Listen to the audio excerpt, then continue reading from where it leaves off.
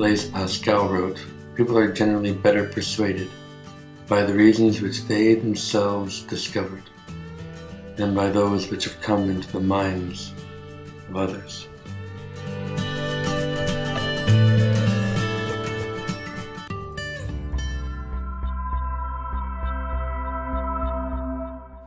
In The God Delusion, Richard Dawkins writes, "There is something infantile in the presumption that somebody else has a responsibility to give your life meaning and point.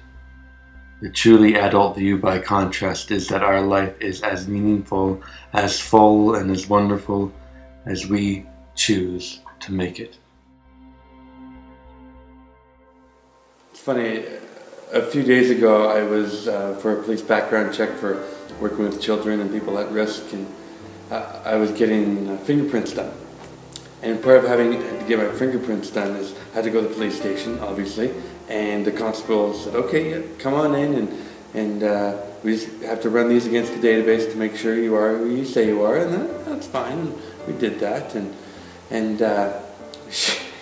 she takes me back. "Okay, yeah, put your thumb on here, and yeah, okay, we're going to take your thumbprint."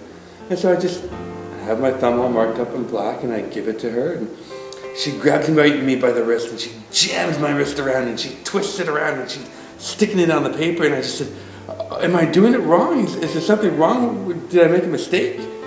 And she apologized. She said, oh, I'm so sorry. I'm not used to doing this with people who are willing to have their fingerprints taken. Usually they're drunk and they're fighting me." And so I thought, wow, talk about not being prepared. She was not prepared for me, and I was not prepared for her. As we look at apologetics, I think so often we're not prepared. We're not prepared for the people that we engage with and we deal with. I think so often we lean towards trying to be intellectual. And so much of apologetics is debate and discussion. And my point, your point, counterpoint, back and forth. In our voyeuristic culture, though, in our tweeting culture, is anyone there? Is anyone listening to these deep theological debates? In William Lane Craig's book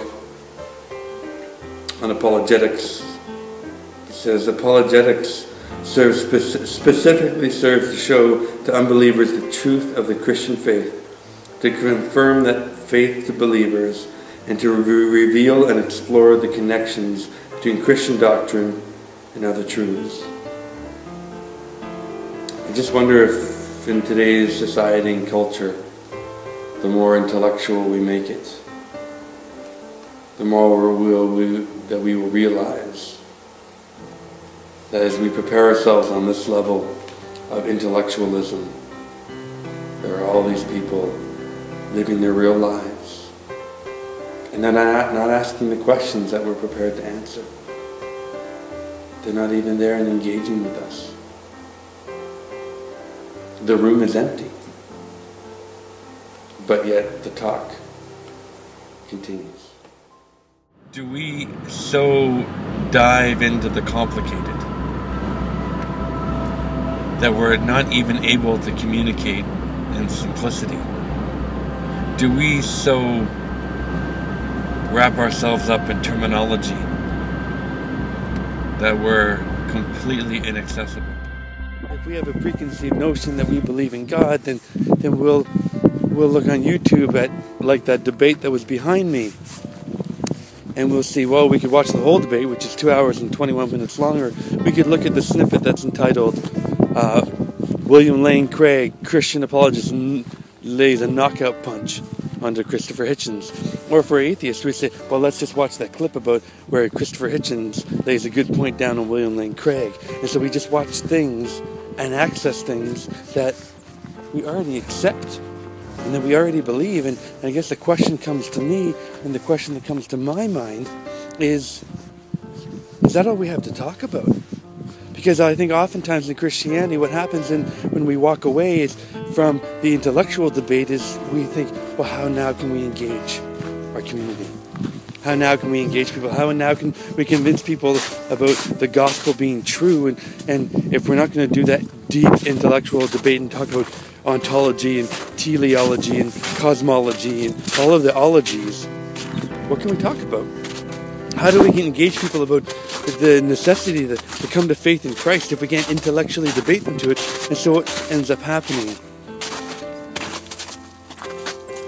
is we try and scare them to it. We try and frighten them to it. And we talk to them about hell. We talk to them about the need to get away from hell and get out of hell. And so, then everything that we believe, then everything that we talk about, it just gets sad.